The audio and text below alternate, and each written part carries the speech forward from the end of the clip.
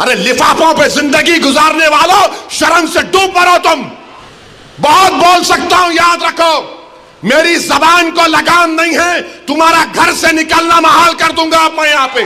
सुल्तान हिंद ख्वाजा अजमेरी के आस्थाने पर केस डाल दिया गया। और क्या बोलते हैं, केस डालने वाला कौन है मालूम आपको? ये मेरे घर के पास दिल्ली में आकर मेरे घर के ऊपर जो नेम प्लेट है उसको तोड़ा।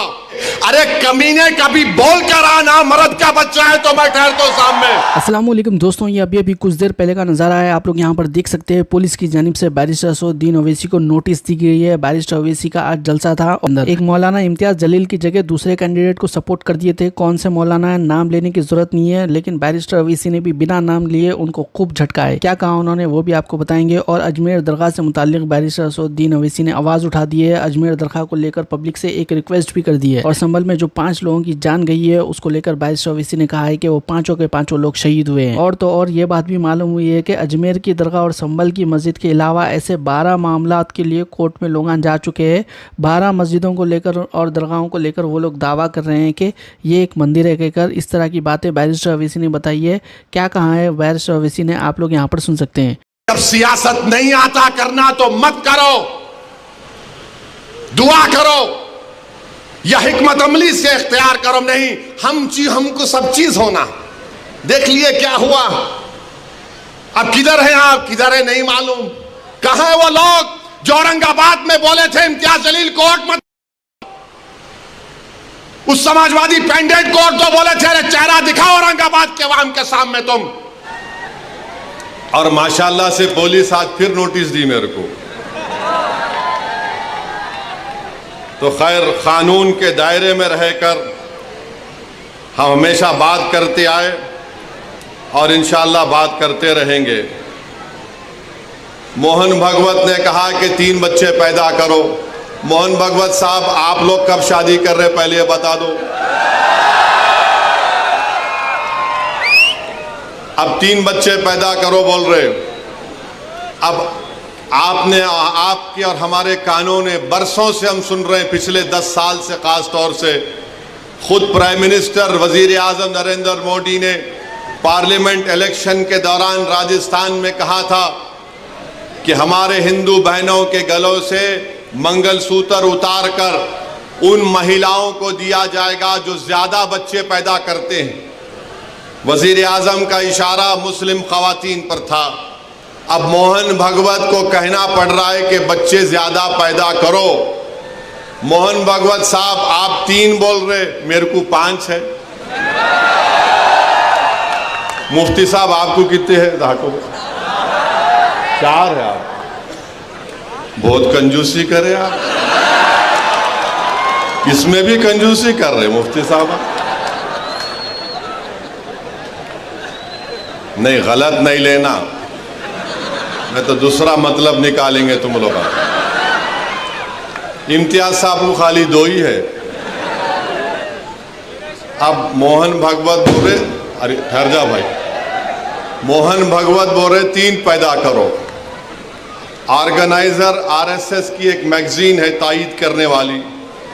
अक्टूबर 2021 को ऑर्गेनाइजर मैगजीन ने लिखा कि मुसलमानों की आबादी बहुत बढ़ रही है, इसको कम करना चाहिए। अब मोहन भगवत बोल रहे 3 पैदा करो। कॉन्ट्रासेप्टिव इस्तेमाल नहीं करते, माने कॉन्ट्रासेप्टिव को उर्दू में क्या बोलेंगे, हमल रोकना। हाँ, हमल रोकना। आपको जानकर ताज्जुब होगा कि सबसे ज्यादा कॉन्ट्रासेप्टिव मर्दों में यूज करने वाले मुसलमान मर्द है। अब आप बताओ, आपका कारोबार चल रहा है मगर आप गाली हमको दे रहे हैं। तो मेरे अजीज दोस्तों और बुजुर्गों, ये बीजेपी और आरएसएस की तरफ से ये झूठ। और फिर आप मुस्लिम खवातीन भी कॉन्ट्रासेप्टिव इस्तेमाल करती है, डेटा है। हिंदू खवातीन 67.9 तो मुस्लिम खवातीन 60.2 इस्तेमाल करती है। मगर आज मोहन भगवत को मानना पड़ा। मैं ये बात हमेशा कह रहा हूं कि इस मुल्क में 25-30 साल के बाद एक बहुत बड़ी आबादी ज़ईफ लोगों की रहेगी, बहुत बड़ी आबादी ज़ईफ लोगों की रहेगी। उनके लिए क्या कर रहे हैं बताओ? जब इतनी बड़ी आबादी, मुल्क की आज 140 करोड़ की आबादी में अगर 30 साल के बाद करीब 35-40 करोड़ के करीब बुजुर्ग लोग रहेंगे तो उनके लिए तैयारी आज से करना पड़ेगा, मगर नहीं, उसकी तैयारी नहीं कर रहे। अब आरएसएस को बोलना पड़ रहा है कि बच्चे पैदा करो, ज्यादा पैदा करो, क्योंकि जापान, वहां की आबादी बूढ़ी हो चुकी है, यूरोप के कई ममालिक हैं उनकी आबादी बूढ़ी हो चुकी है। आज भारत में, जिसको अंग्रेजी में डेमोग्राफिक डिविडेंड बोलते, कि सबसे ज्यादा नौजवान अगर आबादी पूरे दुनिया में है तो भारत में है, मगर नरेंद्र मोदी उन नौजवानों को रोजगार देना, उन नौजवानों को जाकर बोलना मालेगांव में तुम्हारे पावरलूम की इंडस्ट्री को हम अच्छा करेंगे, तुम यहां पर काम करो, यहां के पूरे महाराष्ट्र की इकोनॉमी को प्रमोट करना, कुछ नहीं। मुल्क में इंडस्ट्रीज को कायम करना, कुछ नहीं। मुल्क में रोजगार की स्कीमों को नाफिज करना ताकि नौजवानों को रोजगार मिल सके, कुछ नहीं। जो नौजवान आर्मी एयरफोर्स में जाता था, जिसके लिए विखार की बात समझी जाती थी, नरेंद्र मोदी ने कहा 4 साल अग्निवीर करो और 4 साल के बाद तुमको 15-20 लाख मिलेंगे, चले जाओ। कुछ नहीं प्लानिंग है। 30 साल के बाद सबसे ज्यादा बुजुर्गों की आबादी भारत में रहेगी। अब मोदी क्या कर दिए, बीजेपी आरएसएस क्या कर दिए, एक ही काम पे लगा दिए सबको, जाओ गड़े खोदो, देखो अंदर से क्या निकलता। जाओ मस्जिद में गड़ा खोदो, उसमें से अलाउद्दीन निकलते नहीं निकलते देखो। अरे हर जगह पर जहां भी जाओ बस गड़ा खोदो, सर्वे सर्वे सर्वे। नहीं यहां पर कुछ था, कब था रे भाई? नहीं 500 साल पहले था। अम्मा तेरे को कैसे मालूम 500 साल पहले था? नहीं था, हम सुने, अरे हम भी सुने नहीं था, क्या करेंगे तुम? संभल की मस्जिद आप बताइए, 500 साल पहले वहां पे मस्जिद नहीं थी। अरे मेरे भाई 500 साल पहले अगर तुम जाओगे तो मैं तुमको 2000 साल पहले लेके जाऊंगा। जैन और बौद्ध मजहब के लोग भी खड़े होकर बोलेंगे यहां पर भी हमारी मजहब इबादत गाहें थे। हम भारत को विकसित भारत बनाना चाहते हैं, नहीं बनाना चाहते, मगर भारत को 500 साल पीछे लेके जाना चाहते। अरे वो मुल्क, वही मुल्क ताकतवर बनेगा जो आगे देखेगा, मगर नहीं, नरेंद्र मोदी 1526 पे नजर है। अरे मोदी नजर रखो, विकसित भारत का तो तुम नाम लेकर झूठ बोलते हो। अरे तुम नजर रखो कि 70 साल के बाद इस देश में क्या होगा, इस देश में गरीबी कितनी बढ़ जाएगी, मगर उसके बारे में फिक्र नहीं। संभल की मस्जिद का मसला खड़ा कर दिए। और क्या मसला है संभल की मस्जिद का? कोई, रुक जाओ भाई, वो कुर्सियां छोड़ दीजिए, कुर्सियां भाई डिस्टर्ब मत करिए, थोड़ी देर के लिए सुनिए।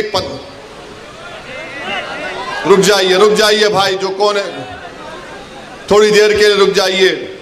संभल की मस्जिद में जो लोग कोर्ट को गए, वो कोर्ट में ये बोलकर गए कि हमको मस्जिद के अंदर जाने का परमिशन मिले। अब आप बताइए, कोई हम किसी को रोकते, कोई मस्जिद में आना चाह रहा है तो आइए, आदाब को मलूज रखकर मस्जिद में आइए, मगर प्रेयर ये है, मुतालिबा कोर्ट से कि अंदर आने का मौका मिले। और फाजिल जज साहब माशाल्लाह आर्डर दे दिए सर्वे का, माने कोर्ट मस्जिद, संभल की मस्जिद चंदोसी मस्जिद से 45 किलोमीटर दूर है। 1.5 घंटे में आर्डर लेकर आ गए और वहां पर पुलिस मौजूद है। शाम में 6 बजे सर्वे होता है, फिर उसके बाद इतवार के दिन सर्वे होता है, और फिर जब दूसरा सर्वे जिसका कोई कानूनी मौक़िफ़ नहीं है सर्वे हुआ तो फायरिंग हुई। फायरिंग में 5 लोग शहीद हो गए। उसमें एक 17 साल का बच्चा जो प्लास्टिक के खिलौने बेचता था, उसके सीने पे गोली लग गई। 5 के 5 को, 4 को सीने पे गोली लगी, 1 को पीठ पर गोली लगी। और मारने वाले बोलते हम नहीं मारे, कट्टे से मारे। अरे क्या कोई अजिन्नात आके गोली मार के चले गए? आप गोली चला रहे हैं, वीडियो है, और बोल रहे हैं कि नहीं हम नहीं चलाए, कट्टे से मारे। तुर्क और पठानों का झगड़ा था? नहीं था झगड़ा। तुर्क पठान का मस्जिद पे झगड़ा कभी था ना कभी रहेगा इंशाअल्लाह ताला। आप कह रहे हैं झगड़ा था, मगर 5 लोग शहीद हो गए, अपनी जानों को गंवा दिए। अगर वो लोग कोर्ट को नहीं जाते तो क्या ये 5 बच्चे मरते थे? क्या ये तशद्दुद होता था संभल में? मेरे भाई, आज आप देख रहे हैं ये संभल में हुआ और इल्जाम मुझ पर लगाया जाता है। असदुद्दीन ओवैसी तुम ये बोल रहे हो, तुम वो बोल रहे हो। बार बार मुझे व्हाट्सएप के ऊपर, कभी SMS के जरिए, कभी फुलां के जरिए धमकी दी जाती है। अरे जालिमों, याद रखो, मैं मस्जिद बचाने के लिए, खानखाहों को बचाने के लिए, दरगाहों को बचाने के लिए, वक्फ की जायदाद को बचाने के लिए, जमहूरियत को बचाने के लिए, कानून की बालादस्ती के लिए, इंसाफ के लिए मैं एक बार नहीं 1000 मर्तबा मरने को तैयार हूं। तुम क्या करोगे बताओ? तुम समझ रहे कि हम खामोश बैठ जाएंगे? ऐसे 12 दरगाह और मसाजिद पर केस डाल दिया गया है कि यह मस्जिद नहीं थी, फुला था, ये था। सलीम चिश्ती रहमतुल्लाह अलैह की दरगाह पर केस डाल दिया गया। सुल्तान हिंद ख्वाजा अजमेरी के आस्थाने पर केस डाल दिया गया। और क्या बोलते हैं, केस डालने वाला कौन है मालूम आपको? ये मेरे घर के पास दिल्ली में आकर मेरे घर के ऊपर जो नेम प्लेट है उसको तोड़ा, पत्थर फेंके घर में मेरे, और उसके बाद मेरे नेम प्लेट पर कालिक डालकर धमकी दिया कि ओवैसी तेरे को देख लेंगे। अरे कमीने, कभी बोल कर आना, मर्द का बच्चा है तो मैं ठहरता हूं सामने। बस आते कैमरा लेके फाइबर फेंके भाग। अरे बोल क्या आ रहा हूं कल तेरे पास तो मैं भी ठहरता हूं, देखेंगे 6 फुट 2 इंच क्या करता है। ख्वाजा अजमेरी का आस्थाना नहीं है, वहां पर कोई और जगह थी। हवाला क्या दे रहा है? 1901 की किताब, 1901 की किताब का भरोसा करेंगे या फिर 13वीं सदी की किताब खजाइने फुतुहा, जिसको अमीर खुसरो रहमतुल्लाह अलैह ने लिखा? किसकी किताब पे यकीन करेंगे? 1901 में कोई दीवाना लिख रहा नहीं, रिवायत ये बताती है। अबे रिवायत बहुत बातें बताती है, यकीन कर लेंगे क्या? पार्लियामेंट ने कानून बनाया कि 15 अगस्त 47 को जो मस्जिद, मंदिर, गिरजाघर, गुरुद्वारा रहेगा वो सील है, बंद है, उस पर कोई छेड़खानी नहीं होगी, उसका कन्वर्जन नहीं होगा, उसका कैरेक्टर नहीं बदला जाएगा। मगर ये क्या हो रहा है? क्या हो रहा है हमारे मुल्क में? 800 साल की दरगाह ख्वाजा गरीब नवाज सुल्तान हिंद की। और सुनो इख्तिदार की कुर्सियों पर बैठने वालों, दिल्ली के इख्तिदार पर बैठने वाले सुनो, ख्वाजा हिंदुस्तान का सुल्तान है, उसके बाद कोई सुल्तान को नहीं मानते हम। ख्वाजा के आस्थाने पर चले गए, गरीब नवाज के आस्थाने पर चले गए। अरे कौन सी किताब तुम्हारी? नहीं, वो फुला दीवार को ऐसा खिकोरे तो उसको ऐसा रंग निकाले तो छतरी निकलती। अबे तेरे घर में मैं अगर 1000 फीट खोदा तो उसमें भी खाने जहां खां की मलबा निकलता, क्या करेगा? दे देता मेरे को, क्या करेंगे? नहीं, वो था। याद रखो, ये मुल्क कमजोर हो जाएगा। 5 बच्चों की जानें चले गई, वो मरे नहीं, वो शहीद हैं। तुमने उनको गोली मारकर उनका कत्ल किया है, तुम कातिल हो। तुमने गरीब माँ बाप को अपनी औलाद से महरूम कर दिया है। अरे ये मीडिया को लीक करते नहीं, वो पत्थर फेंक रहे, वो फुला कर रहे। अरे मस्जिद है, अल्लाह का घर है। तुमको क्या राइट देता है किसी भी इबादत जहां पर अगर तुम जाओगे तो लोग क्या खामोश बैठ जाएंगे? 800 साल की दरगाह, वहां बोल रहे नहीं ये नहीं था, वो नहीं था। हम भारत के प्रधानमंत्री से पूछना चाह रहे नरेंद्र मोदी, क्या आप ये तमाम इन लोगों को रोकेंगे या फिर ये देश इसी तरह चलता रहेगा कि हर मस्जिद पे सवाल कर दो, हर दरगाह पे सवाल उठा दो?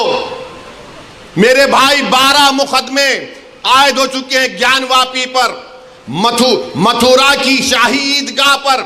वहां पर तो 1965 में मुसलमानों ने हिंदू भाई बहनों से मिलकर बैठकर तस्वीया कर लिया।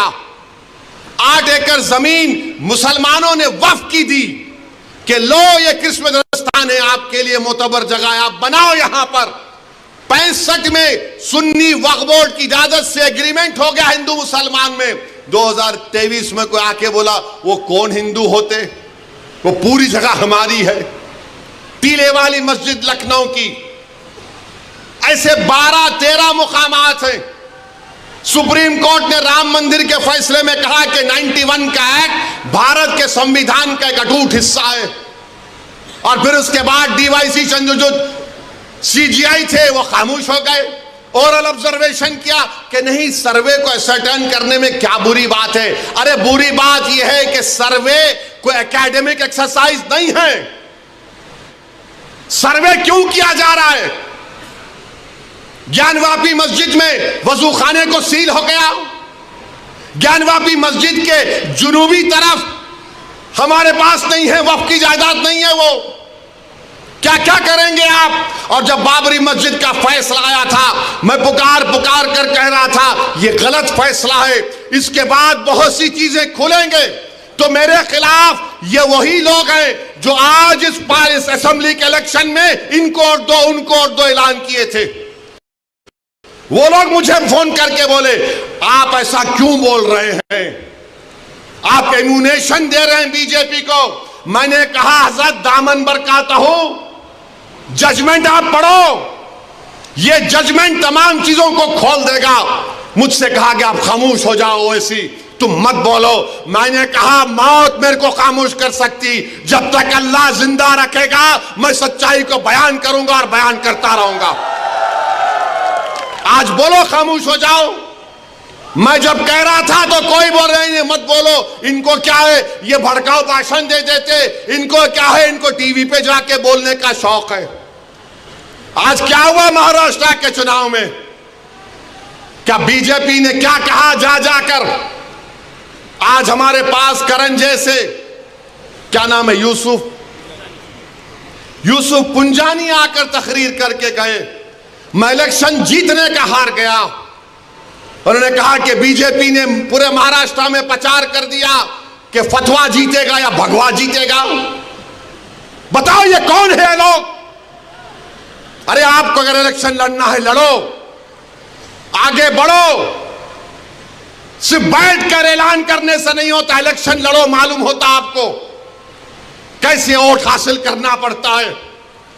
एक आलिम दीन मुफ्ती इस्माइल आपके सामने जो इलेक्शन लड़ रहा भी है, मिंबर रसूल पर आपको अच्छाई को बयान भी करता है और चुनाव भी लड़ता है। मगर यह क्या बात है कि इलेक्शन आएगा इनको वोट दो उनको वोट दो। अरे आप लड़ो, आप नहीं लड़ सकते तो अपने दामाद को लाओ, चलो लड़ो ना, क्यों नहीं रोकना? नहीं, हम इनको बोलेंगे उनको बोलेंगे। क्या हुआ? आपने बीजेपी को हैंडल दे दिया। यूसुफ पुंजानी कह रहा है कि बीजेपी गली गली जाकर ऐलान कर दी कि फतवा जीतेगा या भगवा जीतेगा। अरे जब सियासत नहीं आता करना तो मत करो, दुआ करो या हिकमत अमली से इख्तियार करो। नहीं, हमको सब चीज होना। देख लिए क्या हुआ? अब किधर है आप, किधर है नहीं मालूम। कहां है वो लोग जो औरंगाबाद में बोले थे इम्तियाज जलील कोर्ट मत? उस समाजवादी पैंडेट को तो बोले थे चेहरा दिखाओ औरंगाबाद के अवाम के सामने तुम। अरे लिफाफों पे जिंदगी गुजारने वालों, शर्म से डूब मरो तुम। तो आप लोग क्या रहा है इससे मुतालिक कमेंट ज़रूर करिए। और तेलंगाना शॉपिंग चैनल पे हमने एक नया वीडियो डाला है, लिंक आपको डिस्क्रिप्शन में मिल जाएगी। इंशाल्लाह अगले वीडियो में मुलाकात होगी। अल्लाह हाफिज़।